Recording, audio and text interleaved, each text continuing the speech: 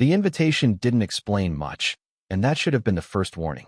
It came folded inside another request, passed along by someone who assumed she would say yes the way she always did, without asking what the room might cost her. The restaurant sat above the city like it was watching for mistakes. Lights spilled through the windows, bright enough to expose posture, tone, hesitation. She paused at the entrance longer than necessary, adjusting nothing in particular, letting the weight of the place settle before stepping into it. She noticed him near the bar before she registered why her stomach tightened.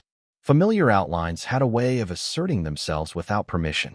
He looked exactly as expected, surrounded, amused, comfortable. When he saw her, the expression on his face shifted just enough to confirm that the evening had already changed shape. They exchanged pleasantries that sounded correct. Anyone listening would have missed the undercurrent entirely. He asked what she was doing now. She answered carefully. He nodded, satisfied, as if a long-held theory had just been proven. The room was busy with quiet ambition. People leaned in when they spoke, glanced around before laughing. She took the seat she was given and tried not to measure herself against the table. It didn't matter. Measurement happened anyway. Conversation moved fast, confident. When a question reached her, it passed through him first. He clarified, reframed, simplified. The table accepted it. She let the moment go, not because she agreed, but because she understood the rhythm at work. They were waiting on someone important. Everyone was. The name alone carried enough gravity to bend the evening around it. She listened to speculation, to admiration disguised as analysis. The chair beside her remained empty. Time stretched. Plates arrived. Glasses refilled. He grew bolder, his comments broader, aimed less at her than at the version of her he preferred to remember. She watched the condensation slide down her glass and wondered how long absence could hold power before it became something else entirely. When the doors opened, it wasn't loud. It didn't need to be. The shift came in posture, in silence, in the way attention snapped into alignment. The man who entered didn't search the room. He walked as if the destination were already agreed upon. He stopped beside her chair. Everything after that would be remembered differently, depending on where one was sitting. The man beside her chair doesn't sit immediately. He stands with one hand resting on the back of it, scanning the table the way someone might review a contract before signing. His gaze lands on her for half a second longer than the others, then moves on. She doesn't look up. He pulls the chair out. The sound is ordinary. The response isn't. Conversations pause mid-sentence. Someone laughs too quickly, filling space. A woman across the table straightens her silverware. "You're late," someone says, light enough to pass as a joke. "Traffic," he replies, though no one believes him. A server appears with water, wine, menus that won't be needed. He waves most of it away. She keeps her hands in her lap, fingers pressing against each other hard enough to leave marks. "This is Claire," someone offers from the far end, gesturing vaguely in her direction. He glances at her. "We've met." The table absorbs this without comment. She wonders what they think it means. She wonders if it matters. Her ex-husband shifts in his seat 2 places down. He's been watching since the arrival, expression caught between calculation and adjustment. He leans forward now, entering the new gravity. "We were just discussing the Meridian project," he says. "The timeline's aggressive, but the returns justify the risk." Do they? It's not a question. Projected at 18 months. Conservative estimate puts ROI at. Who ran the projections? Her ex pauses. Internal team. Verified by external consultants. Which consultants? The name comes slower this time. She recognizes it. So does the man beside her. His mouth tightens briefly, then releases. "Interesting choice," he says. The table waits for elaboration. None comes. Her ex tries to redirect, talking about market conditions, about precedent. The words are competent, rehearsed. They land without traction. A woman in gray asks about regulatory concerns. The man beside Claire answers without looking at her, detailing obstacles that haven't been mentioned in any public filing. Someone takes notes. Her ex doesn't. The food arrives in stages. She eats slowly, tracking the rhythm of interruption and deference. Questions flow toward the man beside her. Occasionally he deflects them. Twice, he says nothing at all, and the silence is accepted as response. Her ex tries again, pivoting to a safer topic. Expansion into secondary markets, low-hanging fruit. He uses the phrase twice. The second time, The man beside her sets down his fork. Claire. She looks up. Everyone else does too. What do you think about secondary market expansion right now? The question is delivered flatly, without encouragement or warning. She feels the table's attention sharpen. Her ex's expression freezes mid-smile. She takes a breath that no one hears. Timing's wrong, she says. Infrastructure costs are climbing faster than projected demand. The window people are looking at closes in 6 months, maybe less. Why 6 months? Policy shifts. 2 jurisdictions are reviewing frameworks that would reclassify operational thresholds. If those pass, compliance costs triple. He nods once. Which jurisdictions? She names them. Her ex leans in. That's speculative. Nothing's been formalized. She doesn't look at him. The language is already drafted. It's in committee. You've seen it. She hesitates. The man beside her drinks his water, unhurried. I've seen versions, she says finally. The woman in gray asks a follow-up. Then another. Claire answers both, voice steady, details precise. The man beside her says nothing. He doesn't need to. When the conversation shifts again, her ex doesn't re-enter it. He cuts his food into smaller pieces, eyes moving between Claire and the man beside her, trying to map a connection that isn't being explained. Someone mentions a charity gala. Tickets, tables, sponsorship tiers. The man beside her glances at his watch. We'll take a table, he says. Excellent. Should I put it under? Under Claire's name. The person with the pen pauses, looks at her, then writes it down. Her ex's knife scrapes against his plate. The sound is small but travels. Dessert is offered. She declines. So does he. The table fractures into smaller conversations, pockets of ease she isn't part of. She feels the evening begin to close, the space between obligation and exit narrowing. The man beside her leans closer, voice low enough that only she hears. You're doing fine. She doesn't know how to answer that. She doesn't try. Across the table, her ex is staring at her phone on the edge of the table. It lights up silently. A name flashes across the screen before it goes dark again. His face changes. The table begins to empty in stages. 2 people leave for a call. 3 more drift toward the bar. Her ex remains seated, watching her with an expression she used to know how to read. The man beside her stands. I'll be a moment, he says, to no one in particular, and walks toward the restrooms. The space he leaves feels larger than it should. Her ex moves into it. Not physically. He stays in his seat, but his voice crosses the distance with practiced ease. You didn't mention you'd be here tonight. She takes a sip of water. You didn't ask. I didn't know we were still in touch. We're not. He smiles, the kind meant to soften what comes next. Then how did you end up at this table? I was invited. By. She doesn't answer. He interprets the silence as confirmation of something. Claire. He says her name the way he used to when explaining why her ideas wouldn't work. I'm just trying to understand the situation. What situation? This. He gestures vaguely at the table, the empty chair, the room. You showing up here, sitting next to. He stops himself, recalibrates. I'm not judging. I'm surprised, that's all. She sets her glass down carefully. Surprised by what? That you're comfortable in a room like this. It's not really your speed. The phrase lands with the weight of accumulated history. She hears all the times he explained her limitations to her, framed as concern, delivered as fact. Maybe I've changed, she says. Maybe. He doesn't sound convinced. Or maybe someone's helping you navigate it. She looks at him directly for the first time since he sat down. His face is open, friendly, edged with something that pretends to be care. I don't need help navigating, she says. Of course not. He leans back, hands open. I just know how these environments can be. Competitive. Unforgiving. People make assumptions fast. They do. And once they've decided who you are, it's hard to change their minds. He pauses.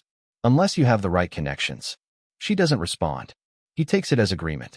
Look, I'm glad you're doing well. Really. I always knew you had potential. You just needed time to find the right context. The word hangs there, polite and poisonous. A server refills water glasses no one asked for. Her ex waits until they're gone. How long have you known him, he asks. Does it matter? I'm asking as a friend. We're not friends. Then as someone who cares what happens to you. His voice softens, drops. People in his position, they have specific expectations. Arrangements.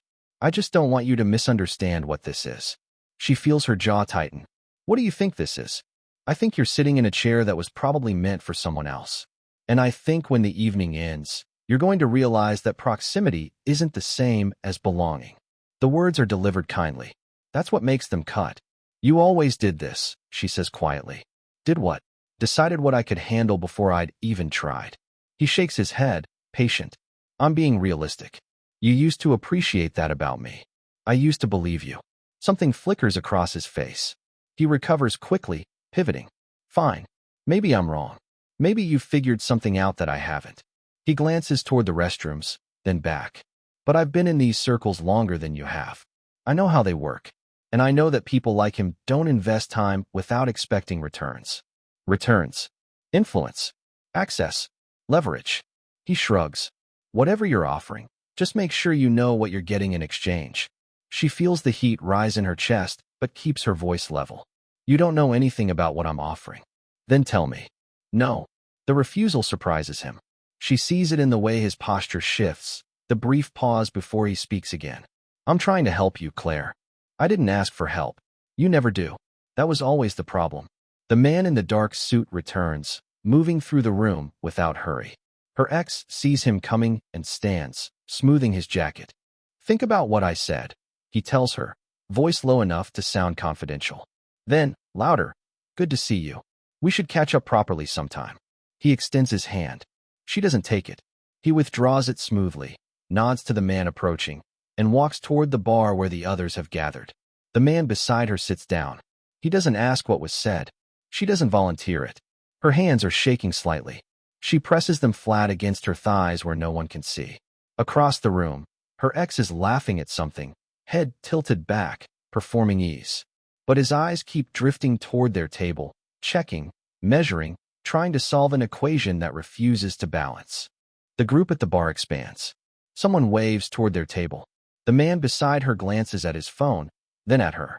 I need to make a call, he says. 5 minutes. She nods. He leaves. The absence is immediate. She feels it in the way the server's attention shifts, in how the remaining conversations seem to curve around her rather than include her. She picks up her phone, opens nothing, sets it back down. 3 people from the bar return to the table. One is the woman in gray. The others she doesn't recognize. A man in his 50s with silver cufflinks and a younger woman whose posture suggests she's been in rooms like this her entire life. Crowded over there. The woman in gray says, reclaiming her seat. Thought we'd waited out here. The man with the cufflinks sits across from Claire. He smiles politely. I don't think we've been introduced. Richard Moss. Claire. And you're here with? He trails off, expectant. She hesitates. I was invited. Through work, or a colleague. Ah. He exchanges a glance with the woman in gray. Which firm? I'm independent. Consulting. Advising. The word lands vaguely. He nods as if it clarifies something. It doesn't. The younger woman leans forward. Have you been to one of these before? No. First time's always overwhelming. So many faces. She laughs lightly. I'm still learning who's who, and I've been coming for a year. Claire doesn't respond. The younger woman's smile holds, then fades slightly. Richard shifts topics. We were just discussing the Harrington acquisition. Absolute mess. Due diligence was either rushed or fabricated. Either way, someone's getting burned. The woman in gray agrees.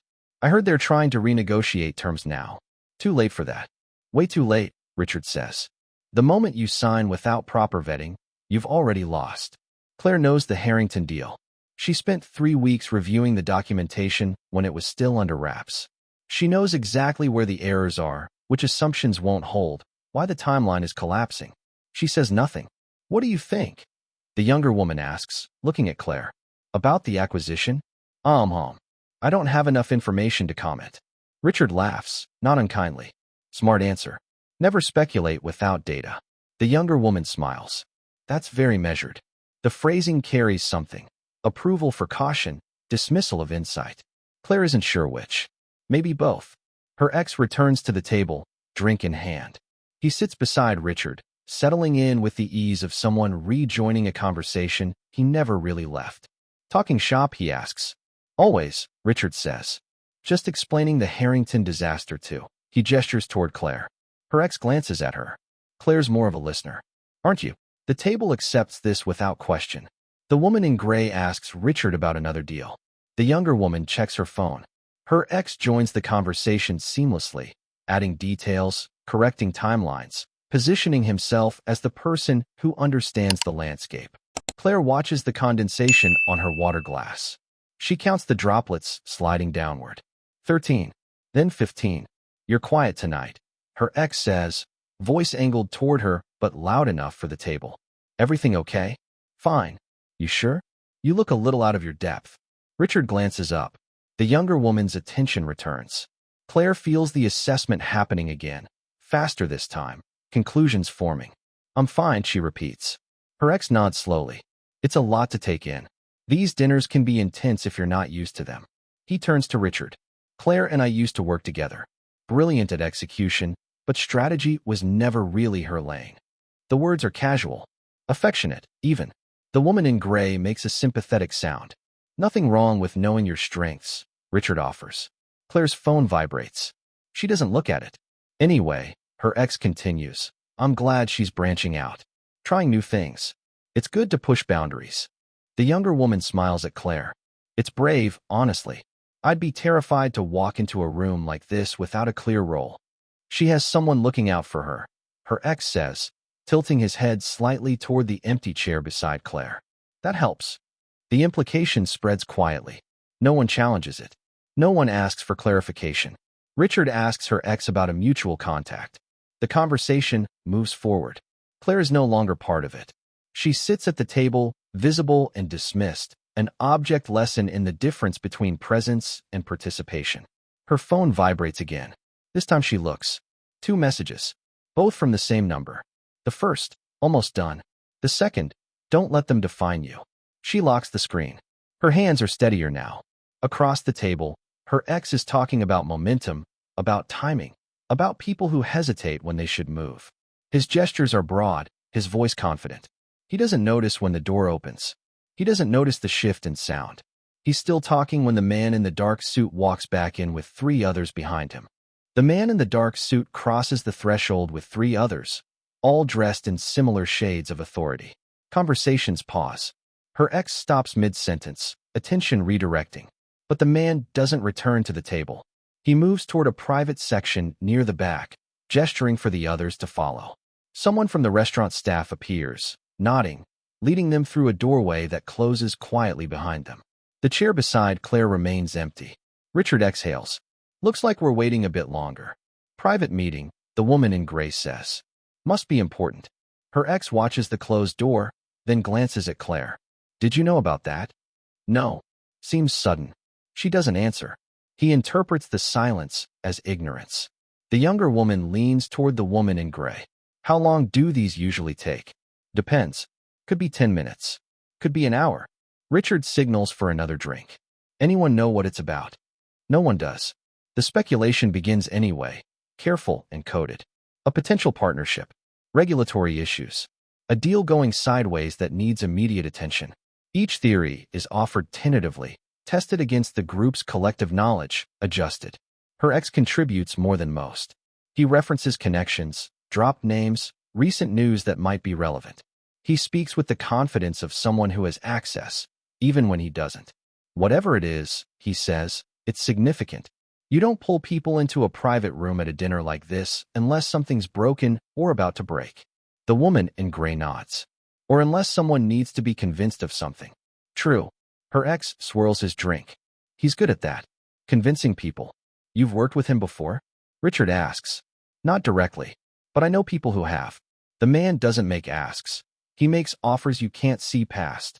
Meaning by the time you realize what you've agreed to, you're already committed. He says it admiringly. It's impressive, actually. The way he controls a room without seeming to try. Claire's phone is face down on the table. She resists the urge to check it. The younger woman asks what he's like in negotiations. Her ex answers, painting a picture of someone who's patient, strategic, always 3 moves ahead. The description is accurate enough to sound informed, vague enough to hide guesswork. He doesn't waste time on people who can't keep up, her ex adds. If you're at his table, it's because you've earned it, or because someone he trusts vouched for you. The implication sits there, unspoken but clear. Claire feels it press against her like a hand on her shoulder. Richard turns to her. You must see that side of him more than most. She looks up.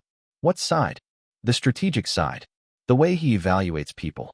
I don't know what you mean. Her ex leans in. Helpful. Richard's asking how you ended up in his orbit. It's a fair question. He's notoriously selective. I was invited to dinner, Claire says. That's all. By him. She doesn't answer quickly enough. The pause becomes an answer. Through a colleague, she says finally. Her ex smiles. Right. A colleague. He lets the word carry weight it doesn't deserve. Lucky colleague. The woman in gray shifts the conversation to safer ground. Restaurants, travel, the kind of small talk that fills time without risking offense. But the previous thread doesn't disappear. It hangs in the air, a conclusion the table has reached without saying it aloud. Claire is here because someone let her be here. The chair beside her is empty because the person who matters is busy with people who matter more. She's waiting because that's her role. Time stretches. 15 minutes. Then 20. The private door stays closed. Her ex orders another round for the table. He's relaxed now, expansive. He asks Richard about a golf trip. The younger woman mentions a gallery opening. The conversation flows around Claire like water around a stone. At one point, her ex's phone buzzes. He glances at it, grins, shows the screen to Richard. They both laugh. Claire doesn't ask what it is. Sorry, her ex says, not to her. Inside joke. More time passes. The restaurant begins to thin. Other tables settle their checks, gather coats, drift toward the exit. Their table remains, held in place by the closed door and the unfinished evening. Should we order something else? The younger woman asks. Probably not, the woman in gray says. He might be wrapping up soon. Or he might be another hour, Richard counters. Her ex glances at Claire. You're being very patient. I'm fine. Most people would be restless by now, but I guess you're used to waiting. The jab is gentle, almost affectionate. The table doesn't react. Claire focuses on keeping her expression neutral. Her phone vibrates. She doesn't reach for it. Richard checks his watch. I have an early call tomorrow. If this goes much longer. The private door opens. Everyone at the table looks up. Two of the men emerge, talking quietly. They nod to someone still inside, then head toward the exit. The door closes again. The woman in gray exhales. 2 down. How many more? The younger woman asks. No idea. They settle back in. The anticipation, briefly interrupted, resumes. The chair beside Claire stays empty. The evening holds its shape, suspended between what was expected and what might still arrive. Her ex orders coffee. No one else does. The coffee arrives. Her ex drinks it slowly, making a show of savoring it. He asks the server about the roast. The server doesn't know. He nods as if this confirms something. You can tell a lot about a place by their coffee, he says to no one in particular. Whether they care about details. Richard makes a non-committal sound. The younger woman scrolls through her phone, no longer pretending interest. Claire's water glass is empty. She doesn't ask for more. Her ex turns to her. You're not having anything? No. You sure? It might be a while. I'm sure. He leans back, studying her. You've gotten quieter over the years. You used to talk more. Did I? You did. Remember that dinner with the Brennan group? You couldn't stop asking questions. He laughs softly. I had to pull you aside after and explain that sometimes it's better to listen first, contribute later. Claire remembers the dinner differently. She remembers asking one question. She remembers him answering for her. That was a long time ago, she says. Not that long. He glances around the table. Claire and I were married for 3 years. Separated for 2 now. Time flies. The woman in gray makes a sympathetic noise. The younger woman looks up from her phone, suddenly interested. Amicable split. Richard asks. As much as any split can be. Her ex shrugs. We wanted different things. I was focused on growth, momentum. Claire needed stability. The word is delivered gently. It lands like a verdict. Nothing wrong with that. The woman in gray offers. Of course not. Everyone has their own pace. He looks at Claire. I just push too hard sometimes. Wanted her to take risks she wasn't ready for. Claire's jaw tightens. She says nothing. Are you still in touch? The younger woman asks. Not really. Tonight's the first time in months. He smiles at Claire, warm and vaguely sad. It's good to see you, though. Really. You look well. Thank you. I mean it. You seem settled. The word again. Different context, same weight. Richard's phone buzzes. He glances at it, frowns, types something quickly.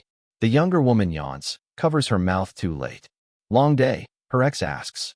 Long week, she says. I thought tonight would be quick. These things rarely are. He gestures toward the closed door.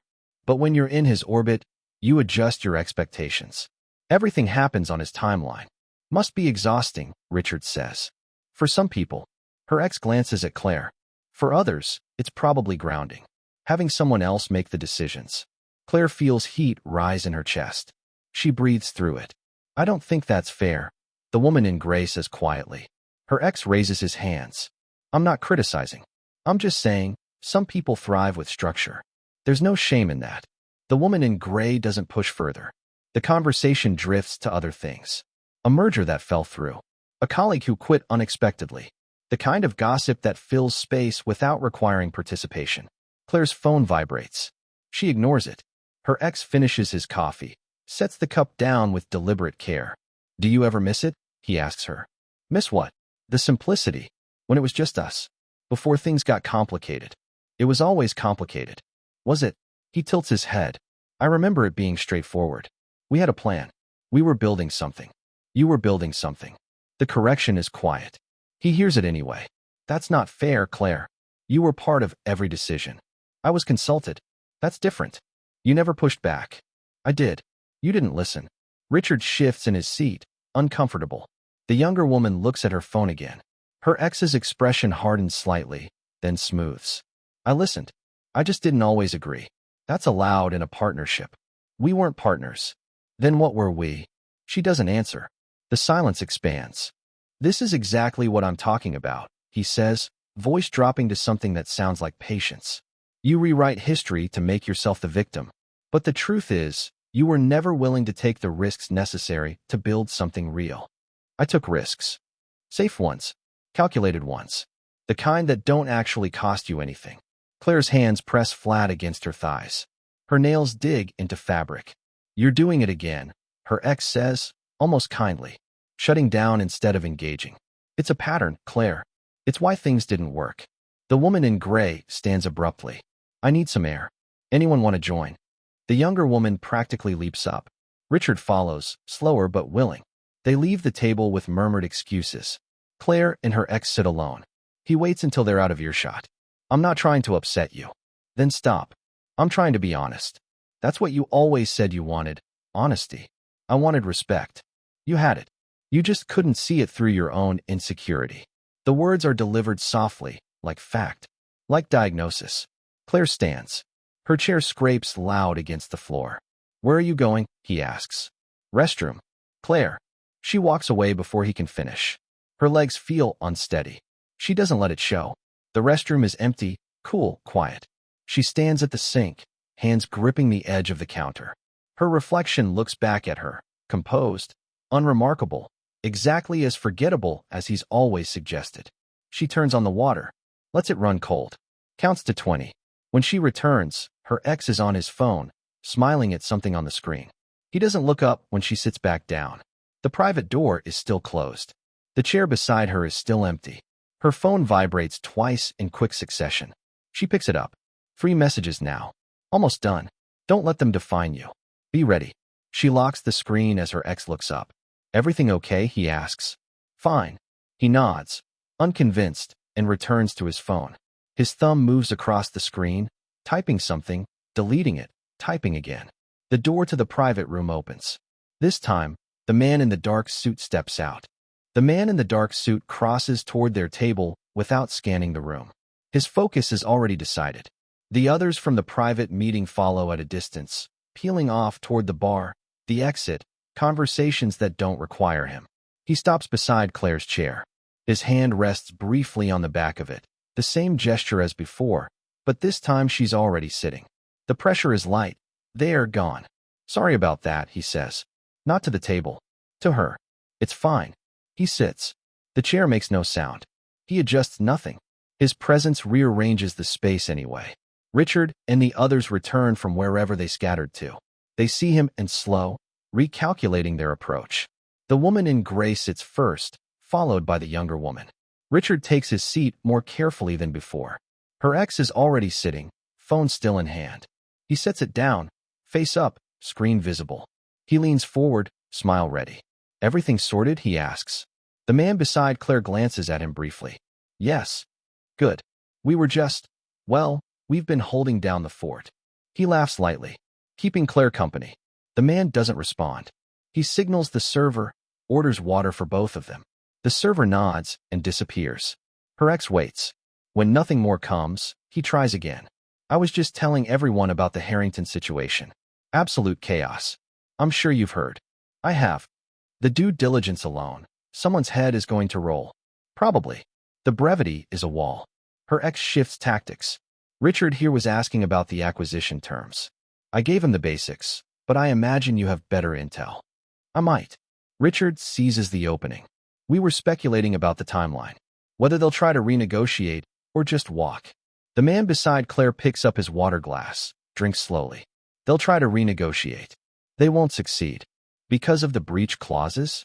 Because the structure was flawed from the start. Flawed how? The woman in gray asks. He sets the glass down.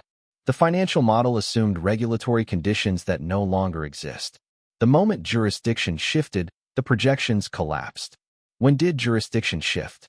Richard asks. 3 weeks ago. Quietly. Her ex leans in. I hadn't heard that. Most people haven't. Where did you hear it? The man glances at Claire. Where did we hear it? She feels the table's attention pivot. Her ex's expression freezes mid-interest. Draft policy revision, she says. Published for internal review. Not public yet. You have access to internal policy drafts, the younger woman asks. Claire doesn't answer immediately. The man beside her does. She consults on regulatory frameworks. Has for 2 years. The table absorbs this. Her ex's jaw tightens, almost imperceptibly. I didn't know you were doing that kind of work, Richard says to Claire. It's not something I advertise.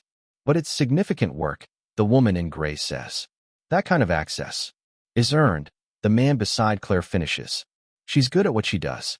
Her ex's phone buzzes. He ignores it.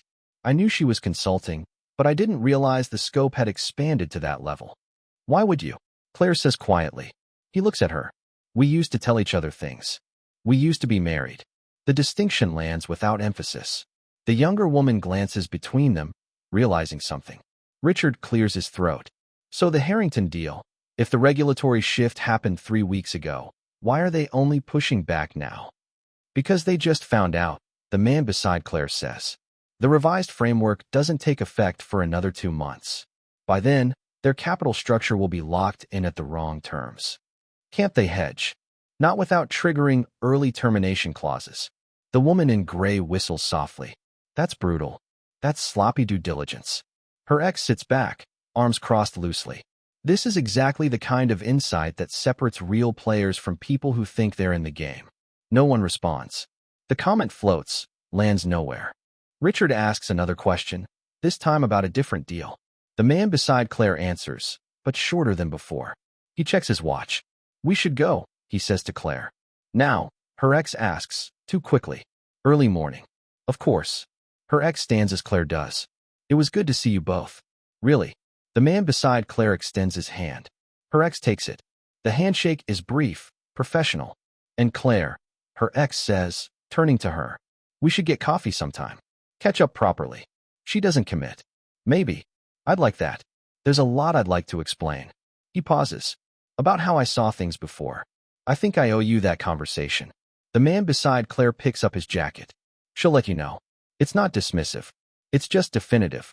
Her ex's expression shifts, a flicker of something he buries quickly under a smile. Of course. No pressure. He steps back. Good to see you, Claire. She nods. They leave the table together, the man beside her and her. The others watch them go. At the exit, he holds the door.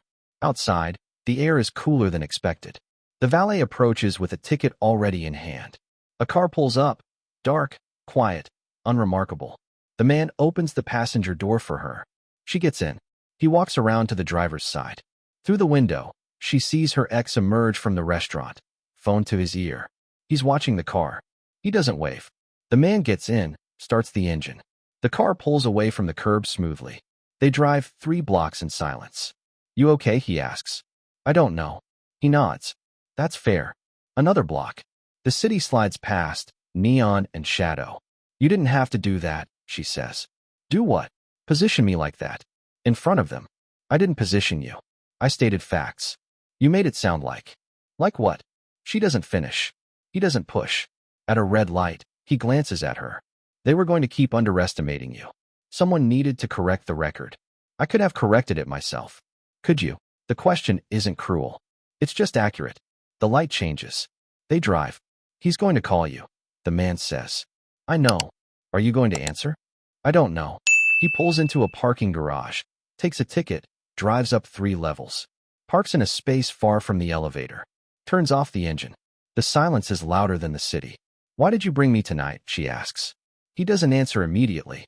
Because you belong in rooms like that. I didn't feel like I belonged. That's because they spent years convincing you that you don't. She looks at him. His expression is unreadable. What happens now? She asks. Now, he says, we go upstairs and figure out how much damage control we need to do. Damage control? He opens his door. Your ex is already making calls. That means we're making calls. She gets out, follows him to the elevator. He presses the button for the 20th floor. What kind of calls? She asks. The elevator doors open directly into an apartment. Glass walls, minimal furniture, the kind of space that costs more than it shows. He walks to the kitchen island, pulls out his phone, starts scrolling. The kind, he says, that makes sure what happened tonight doesn't get rewritten by morning. He sets his phone on the counter, screen up. Messages appear in rapid succession. He reads them without reacting, swipes a few away, responds to others with single words. Claire stands near the window, looking at the city below. The lights blur together at this height. Coffee, he asks. No. He makes himself one anyway. The machine hums, fills the silence with mechanical purpose. When it finishes, he carries the cup to the island, but doesn't drink it. His phone buzzes. He picks it up, reads, sets it down. What are they saying? Claire asks without turning around. Exactly what you'd expect. Which is, that you're sleeping with me. That I'm helping you. That tonight was theater. She closes her eyes briefly. And what are you saying? Nothing yet. Why not? Because the right people already know the truth. The wrong people don't matter. His phone rings. He answers on the second ring. Richard. A pause. No, she's been consulting independently for 18 months. Before that, she was internal at Dalton and Reich. Another pause. Policy analysis. Framework assessment. She wrote half the language the review committee is using. He listens. Because she doesn't need to advertise. Her work speaks louder than her resume. He ends the call. Immediately, another comes in. Ellen. His tone shifts slightly, warmer. I know it looked sudden. It wasn't. A pause. 2 years. Almost 3. He glances at Claire. She doesn't like attention. I respect that. Another pause, longer. Yes, I'm aware. No, I'm not concerned. He ends the call. Drinks his coffee. It's gone cold. Claire turns from the window. How many more? A few. They'll stop once the story settles. What story? That you've been doing this work quietly. That you're good at it. That I trust your judgment. And if they don't believe it, they will. How do you know? He picks up his phone again, scrolls, shows her the screen. An email thread, forwarded multiple times. The subject line reads, Regulatory shift, Q4 implications. She recognizes the sender. A deputy director she consulted with 6 months ago. The email chain goes back weeks. Her name appears 4 times, always in the context of questions answered, insights provided, frameworks clarified. That's from August, she says. I know. It's been forwarded to 11 people tonight, including Richard. And your ex. She hands the phone back. You sent it. Didn't need to. Ellen did. Then someone else did. Then someone else. He sets the phone down. Once people realize you've been in the background of decisions they've been watching, the story rewrites itself. Another call. He lets it ring twice before answering. Marcus. He listens, mouth tightening slightly. No, that's not accurate. A pause. She wasn't hired through my office. We met at a conference. She was presenting research. I asked if she'd consult on something unrelated. Longer pause. Because she knew more than anyone in the room. Still does. He ends the call, immediately opens a message, types something short, sends it. Claire sits on the edge of the sofa. How long will this take? Tonight? Another hour. Tomorrow, people will have moved on to the next thing. And my ex. He doesn't answer right away. His phone rings again. He declines it, sends a text instead. Your ex, he says finally, is making the mistake of thinking tonight changed something. It didn't. It just made visible what was already there. He'll spin it anyway. He'll try. But his credibility is thinner than he thinks. What does that mean? He picks up his phone, opens something, hands it to her. A message thread. Her ex's name at the top. The messages are from earlier tonight, sent during the private meeting. Just FYI, Claire showed up. Not sure who invited her. Might want to handle that quietly. She's sitting at the main table. Looks out of place. Thought you should know. If she's here through someone on your team, might be worth a conversation. Optics aren't great. Claire reads them twice. Her hands stay steady. Who did he send these to? She asks. Someone who forwarded them to me. Why? Because they wanted me to know what he was doing. He takes the phone back. He's been positioning himself as protective, as someone who knows you well enough to worry on your behalf. It's effective with people who don't know better. And with people who do? With people who do, it looks like what it is. Which is someone trying to control a narrative he's no longer part of. Another message comes through. He reads it, responds with 2 sentences, locks the screen. Ellen's hosting a panel next month, he says.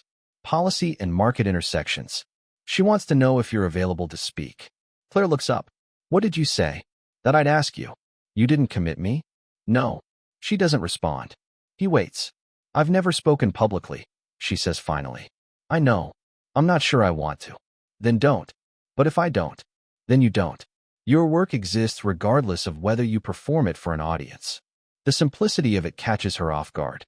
She expected pressure, expectation, strategy. His phone rings again. He glances at it, then at her. I need to take this. It'll be quick. She nods. He walks toward the far side of the apartment, phone to his ear, voice low. Claire picks up her own phone. 3 missed calls. 2 from numbers she doesn't recognize. 1 from her ex. He left a voicemail. She doesn't listen to it. A text arrives while she's staring at the screen. Unknown number. Heard you made quite an impression tonight. Would love to connect. David Morse, Apex Partners. Then another, different number. Ellen mentioned you might be available for a consultation. Let's talk. J. Park. Then a third. Richard Moss passed along your name. Regulatory question cross-border frameworks. Happy to pay your rate. She sets the phone down. It vibrates twice more before she stops looking. The man returns, sliding his phone into his pocket. That's done. What's done? Clarification. With the people who matter. What did you clarify? That you've been doing this work independently. That your insights have influenced decisions they're already aware of. That your relationship with me is professional first, personal second. Is it? He looks at her directly. Does it matter which order I say it in? She doesn't answer. He sits across from her, forearms resting on his knees. The calls will slow down now. By tomorrow, the conversation will have moved to something else. Your ex will try to keep it alive, but he won't have leverage. Why not? Because 3 of the people he sent messages to tonight are now questioning his judgment. One of them already called to apologize for not realizing your background sooner. Claire exhales slowly. I didn't ask for this. I know. I didn't want to be visible. You're not. You're accurate. There's a difference. Her phone vibrates again. She ignores it. What if they ask me things I can't answer? She says. Then you tell them you can't answer. What if they expect more than I can give? Then you give what you can and stop. The responses are too simple. She waits for the condition, the expectation, the cost. It doesn't come. He stands, picks up his cup, rinses it in the sink. You can stay here tonight if you want. Guest room's down the hall. Or I can drive you home. I should go. Okay. He doesn't argue. Doesn't ask if she's sure. Just picks up his keys. They drive in silence. The city is quieter now, past the hour when people pretend to have energy. He parks in front of her building, leaves the engine running. Thank you, she says. For what? For tonight. For the calls. For she stops. For not making me explain myself. He nods. You don't need to. She opens the door, hesitates. The panel Ellen mentioned.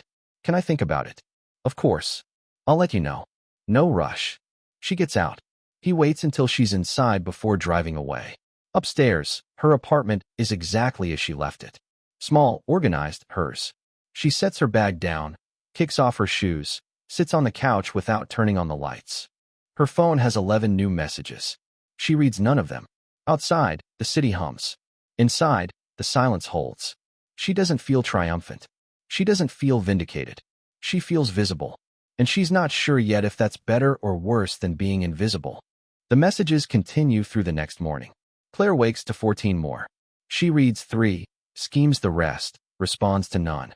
By noon, her phone rings. A number she recognizes from the email thread the night before. She answers on the 4th ring. Hello, Claire? This is Janet Reeves. We met briefly last year at the Dalton conference. Claire remembers. A senior partner, sharp questions, no patience for vague answers. I remember. Good. I'm calling because your name came up in conversation yesterday, and I realized we should have talked months ago. A pause. Do you have capacity for a consultation? What kind of consultation? Regulatory framework assessment. Cross-border implications. The kind of thing you apparently do well. Apparently. The word carries the weight of a correction being made in real time. I might, Claire says. Can you send details? I'll have my assistant forward everything this afternoon. And Claire, Janet pauses. I should have reached out sooner. That's on me. It's not an apology. It's an acknowledgement. Claire doesn't know which is more uncomfortable. I appreciate that, she says. The call ends. 2 more come in before she finishes her coffee. By evening, she has 6 consultation requests, 2 speaking invitations, and 1 offer to join an advisory board she's never heard of. The terms are generous. The timelines are immediate. She sits at her kitchen table, laptop open, staring at the requests. None of them mention the dinner. None of them reference the man she left with. They're framed as professional opportunities, discovered late, corrected now. Her phone buzzes. A text from the man in the dark suit. How are you holding up? She types, deletes, types again. Overwhelmed. His response comes quickly. That's normal. You don't have to respond to everything. They're waiting. They can wait longer. She sets the phone down, opens her email, starts drafting responses, then stops. She doesn't know what her rate is, doesn't know what terms to set, doesn't know how to negotiate when she's never had to before. Another text. If you want help reviewing offers, I can look. No obligation. She forwards him 3 emails without answering. 10 minutes later, her phone rings. She answers. The apex one is solid, he says without preamble. Standard terms, reasonable timeline. The advisory board is a waste of time. They're collecting names, not expertise. Janet's offer is the best. She'll pay well and won't micromanage. How do you know? I've worked with her before. She's direct. If you deliver, she'll keep hiring you. Claire takes notes she won't need. The act of writing steadies her. What about the speaking invitations? She asks. Which ones? She reads the subject lines. He's quiet for a moment. The policy summit is legitimate. The other one is a networking event disguised as a panel. Skip it. Okay. Do you want help drafting responses? No. I can do that. I know you can. The call ends. She writes the responses slowly, carefully. Accepts Janet's offer and the policy summit. Declines the rest with brief, professional explanations. By the time she finishes, it's past 9. Her phone rings again. She checks the screen. Her ex. She stares at his name for 3 rings. Answers on the 4th. Claire. Hello. I've been trying to reach you. I've been busy. A pause. She hears background noise, voices, music, the ambient sound of somewhere public. I wanted to follow up on our conversation, he says. From the other night. Which part? All of it. I feel like things were left unfinished. She doesn't respond. He continues. I've been thinking about what you said. About respect. And I think maybe I didn't communicate clearly at the time. He pauses. I always respected you, Claire. I just didn't always show it the way you needed. The phrasing is careful. Rehearsed.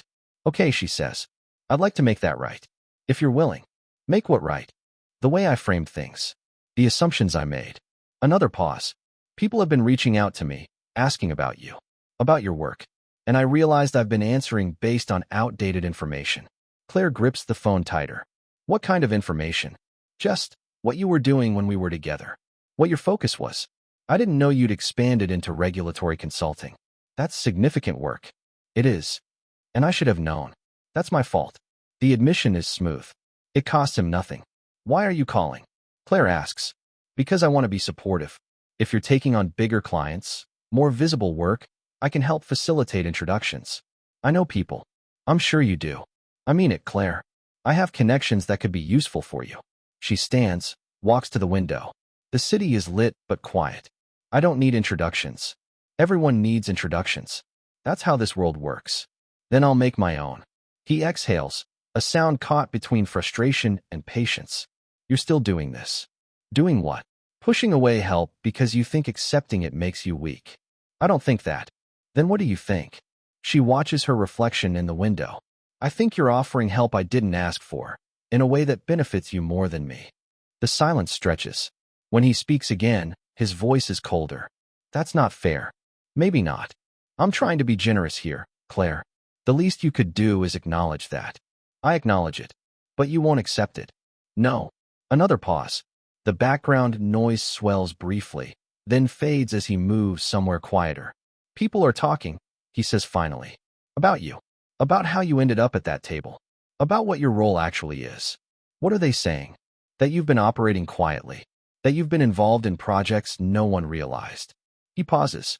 That maybe I underestimated you. Maybe you did. I'm not the only one. I know. He's quiet for a moment. When he speaks again, the coldness has been replaced with something that sounds almost like sincerity. I didn't mean to diminish what you were building. If that's how it came across, I'm sorry. It's the closest he's come to an actual apology. Claire doesn't trust it. Okay, she says. I mean it.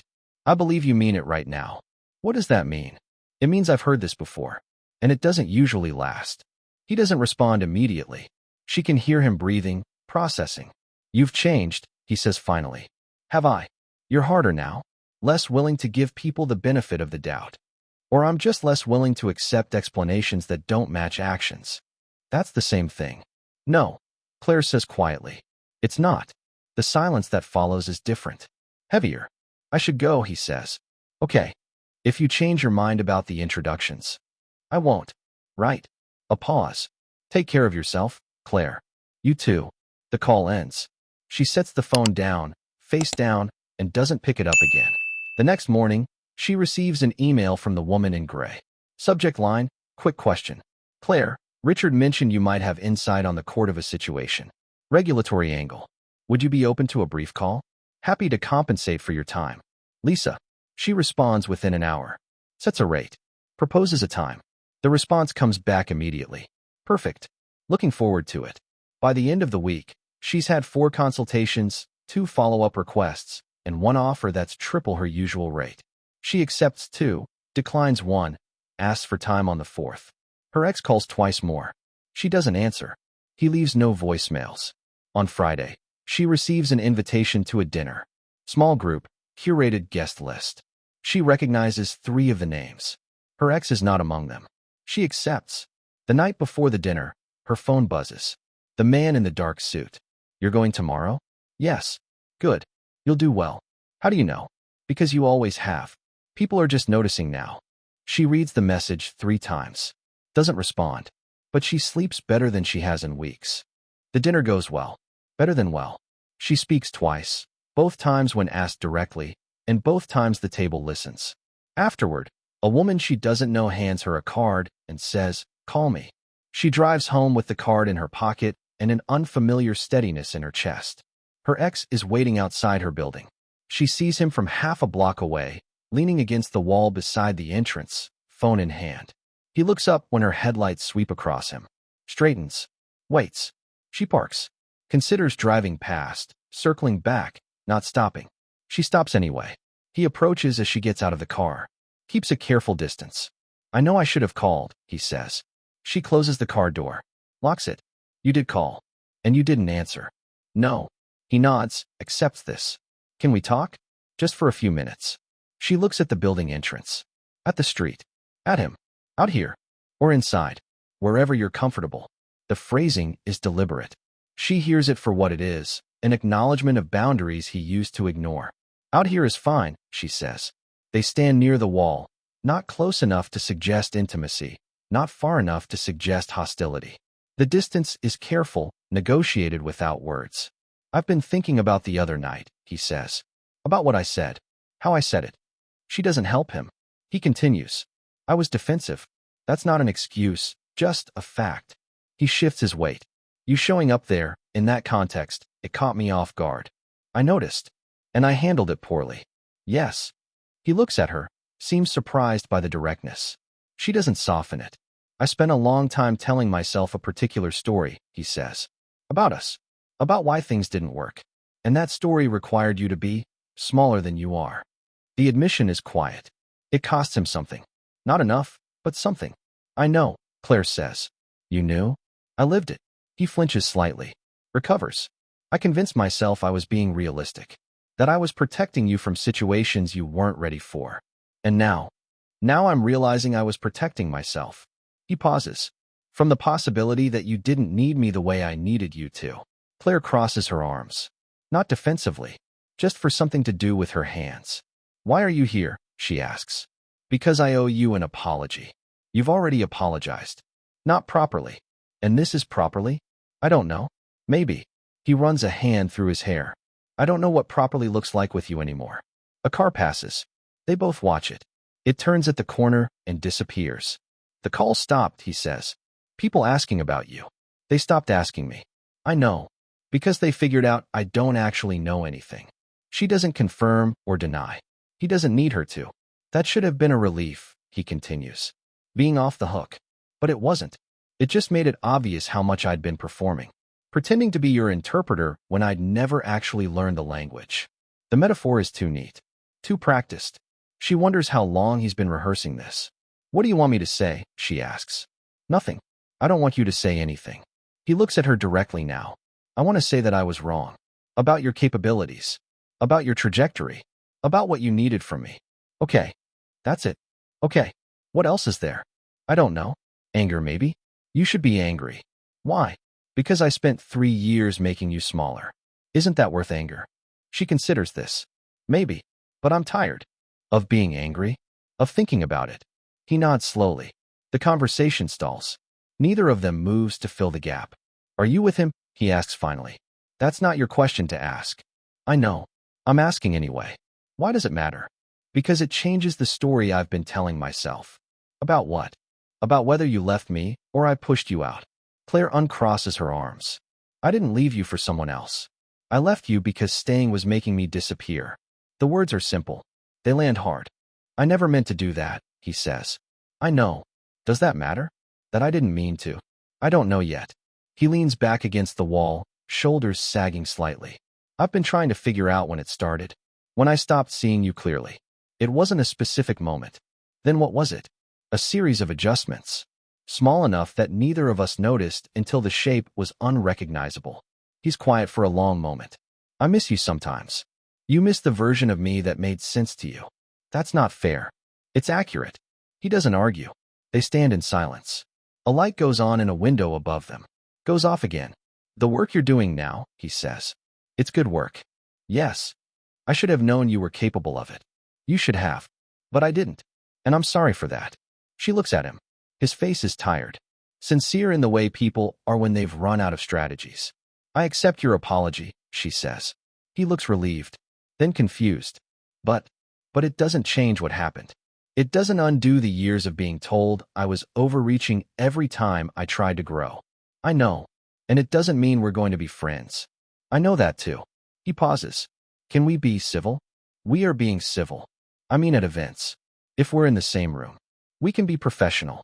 That's all. What else did you imagine? He doesn't answer. She already knows anyway. He imagined forgiveness that felt like absolution. He imagined her gratitude for his honesty. He imagined a moment that released him from the weight of what he did. I should go, she says. Right? Of course. He steps back, giving her space to move toward the door. Claire.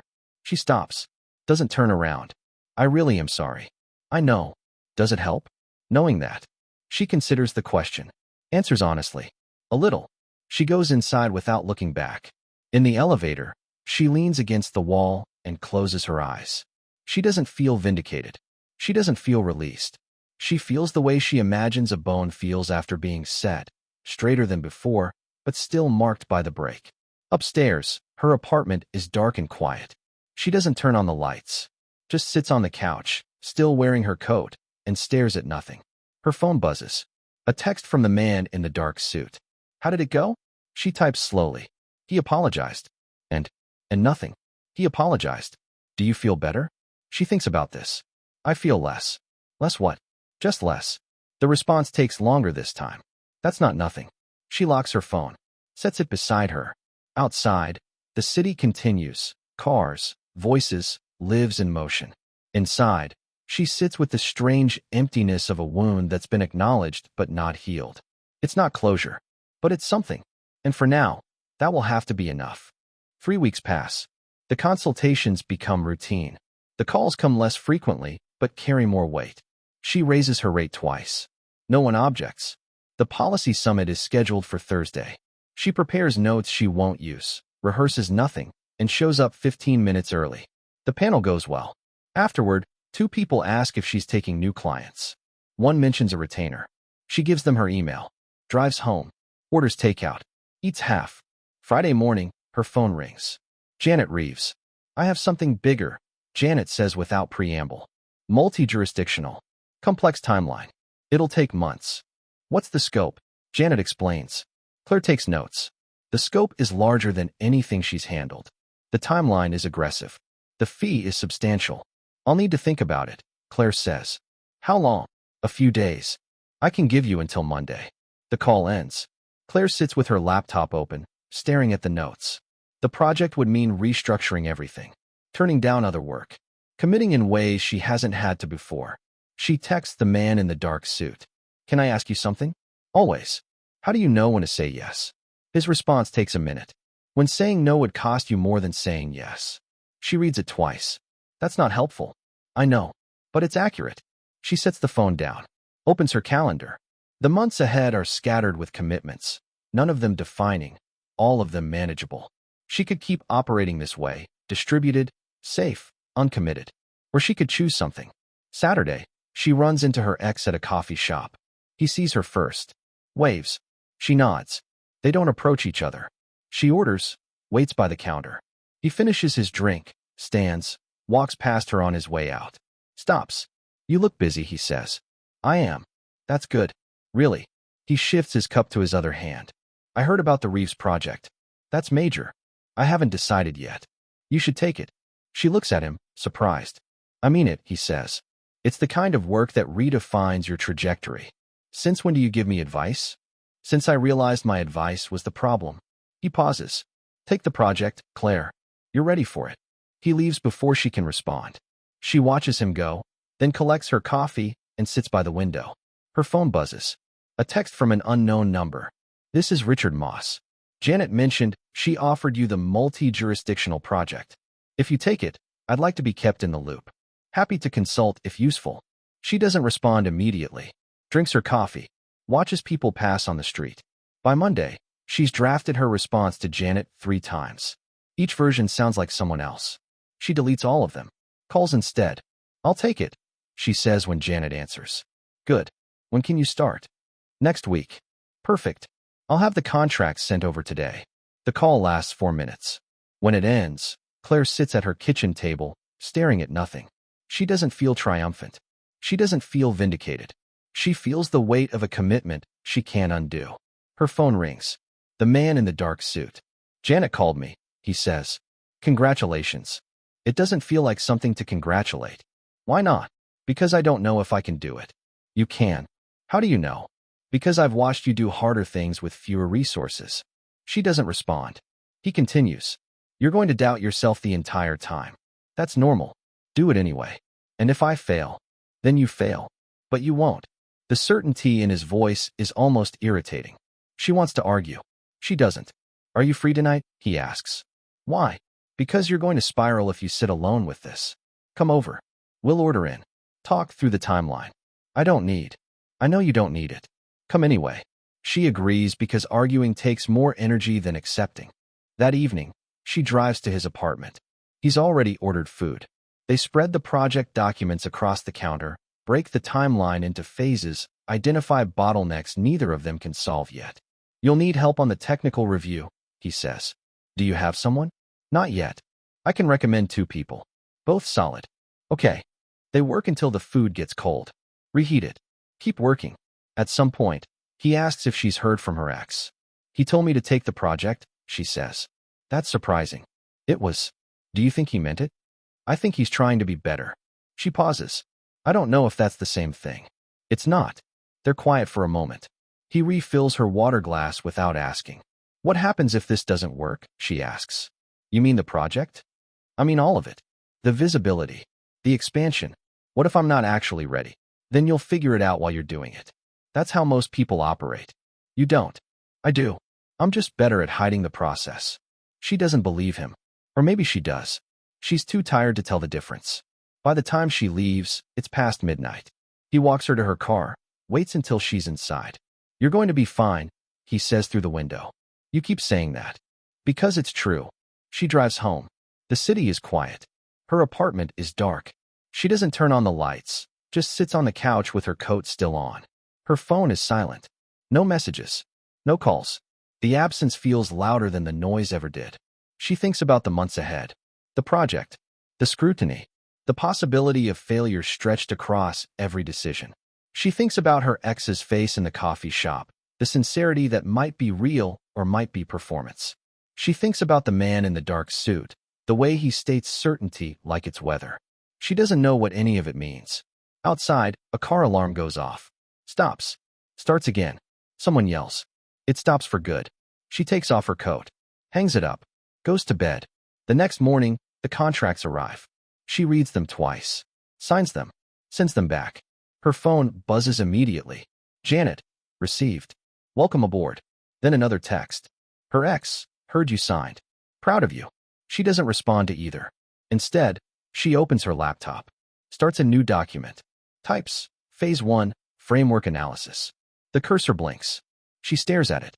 Starts typing. The work doesn't feel different. It's the same kind of work she's always done. But the context has shifted. The audience has changed. The stakes are no longer hypothetical. She works through lunch. Through dinner. Her phone rings twice. She ignores it. By evening, she has 12 pages. By midnight, 20.